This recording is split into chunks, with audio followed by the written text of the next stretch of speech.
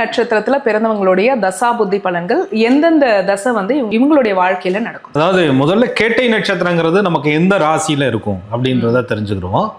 விருச்சக ராசி அது காலச்சக்கரத்திற்கு மேஷம் என்ற முதல் ராசிக்கு 8வது ராசி என்று சொல்லக்கூடிய ராசியில இருக்கும். சந்திரன் எங்க இருப்பாருன்னு தெரிஞ்சுக்கணும். சந்திரன் இருக்கிறத தான் ராசின்னு சொல்றோம். அப்ப சந்திர பகவான் விருச்சகத்துல இருப்பார். இது ராசி ஆயிடுச்சு. கூடுதலா இவர்களுடைய லக்னம் என்ன அப்படின்னு தெரியும் போது இந்த தசாபுத்தி 100% ஒத்து போகக்கூடியதாக இருக்கும். லக்னம் சில மாறுதல்களாக இருக்கும்போது இந்த நட்சத்திரத்தினுடைய தசாபலன்கள் அடிப்படையில் சில மாறுதல்கள் இருந்தாலும் உங்க வாழ்க்கையில் இருக்கக்கூடிய சம்பவங்களுக்கு இது முழுவதுமாக ஒத்து போகக்கூடிய ஒரு அமைப்புகள் கிடைக்கும். சரி, அதுல பாதம் 1, 2, 3, 4 இப்போ நீங்க வந்து கேட்டை நட்சத்திரத்துல பிறந்திருக்கேன் அப்படின்னு சொல்லும்போது 1ஆம் பாதமா, 2ஆம் பாதமா, 3வது பாதமா, 4வது பாதம், இது எதற்கு பயன்படுது அப்படின்னா இந்த பாதம் 1, 2, 3, 4ங்கிறது நவாம்சத்தினுடைய நிலை மாறும்.